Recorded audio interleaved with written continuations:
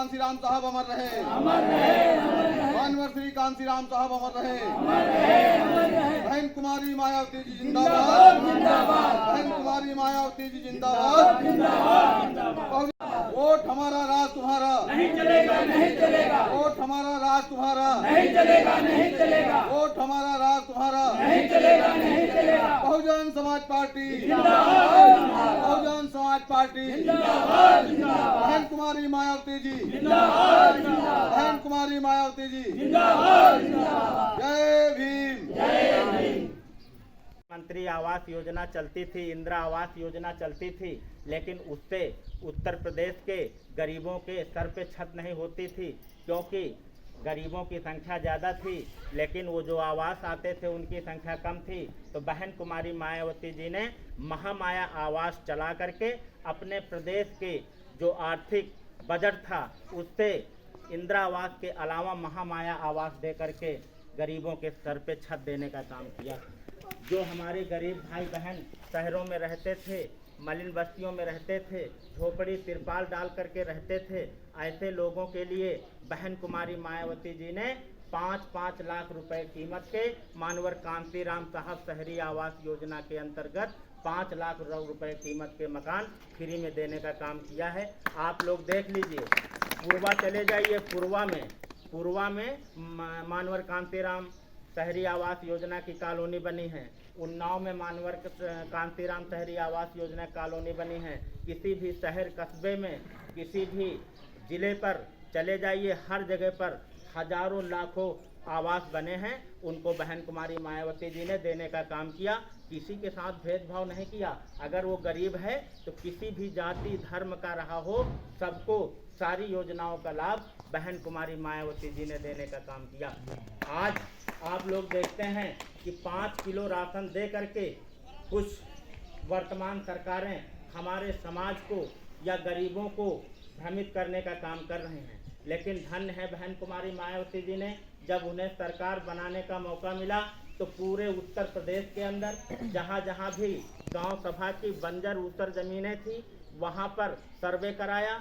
जो भूमिहीन लोग थे उन्हें 10 बिस्वा, किसी को 2 बीघे, किसी को 5 बीघे प्रति आवंटन करने का काम बहन कुमारी मायावती जी ने किया था।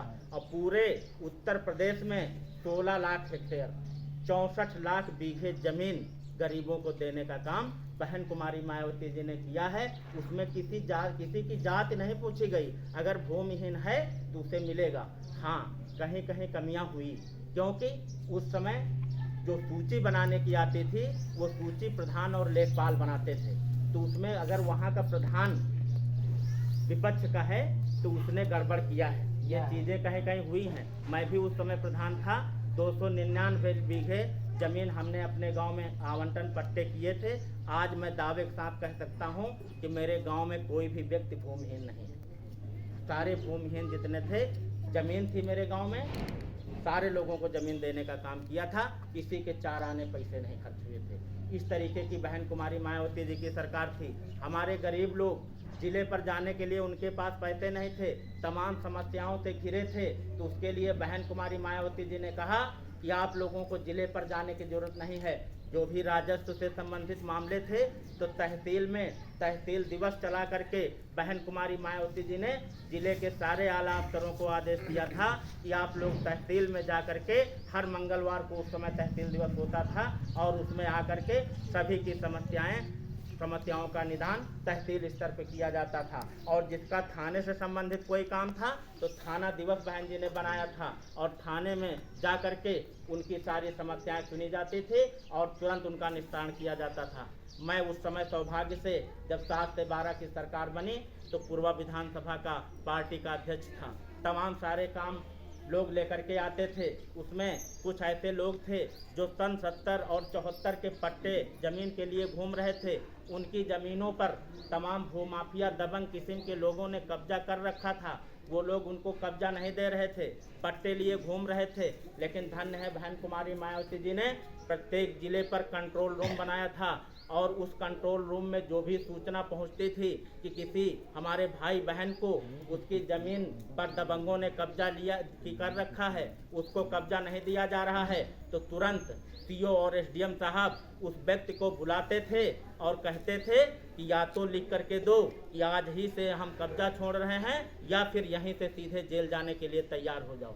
पूरे उत्तर प्रदेश के अंदर गुंडागर्दी व्याप्त थी, लेकिन बहन कुमारी मायावती जी ने 1.5 लाख अपराधियों को जेल की सीगों को भेजने का काम किया था। पूरे उत्तर प्रदेश के अंदर अमन चैन कायम करने का काम बहन कुमारी मायावती जी ने किया था। तमाम विद्यालय खुलवाए थे।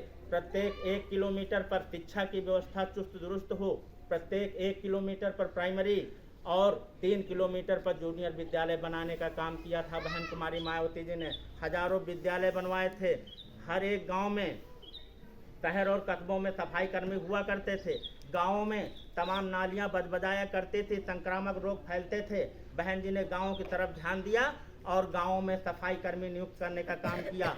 1,08,848 कुछ ऐसे सफाई कर्मी नियुक्त किए और तमाम गांवों को अंबेडकर गांव योजना के अंतर्गत जोड़ करके पूरे गांव में सीसी रोड 19 सूत्री विकास कार्यक्रम चला करके उस गांव में कोई भी विधवा ऐसी न हो जिसको पेंशन न मिलती हो, कोई वृद्ध ऐसा न हो जिसको पेंशन न मिलती हो, कोई घर ऐसा न हो जिसमें बिजली न हो, कोई घर ऐसा न हो जहां तक सीसी रोड न बनी हो। 19 सूत्री काम चला करके बहन कुमारी मायावती जी ने पूरे प्रदेश को चमकाने का काम किया। वहां पर किसी भी जाति और धर्म को देख करके भेदभाव नहीं किया गया और मैं दावे के साथ कह सकता हूं कि मैं बहन कुमारी मायावती जी के नेतृत्व में कार्य करता हूं। मुझे इस बात का गर्व है। हमारी नेता ऐसी हैं कि पूरे देश के अंदर कोई भी मुख्यमंत्री ऐसा नहीं होगा जिसने स्वयं जाकर के अंबेडकर गांव का निरीक्षण किया हो। अपने उन्नाव जिले में भी बहन जी आई थी। पूरे उत्तर प्रदेश के जितने जिले थे सारे जिलों में गई थी। यही रायपुर गांव है मंगतखेड़ा के पास, बहन कुमारी मायावती जी स्वयं आई थी और उन्हें पूरे गांव में एक एक गली का निरीक्षण किया था। ऐसी थी हमारी बहन कुमारी मायावती जी। हमको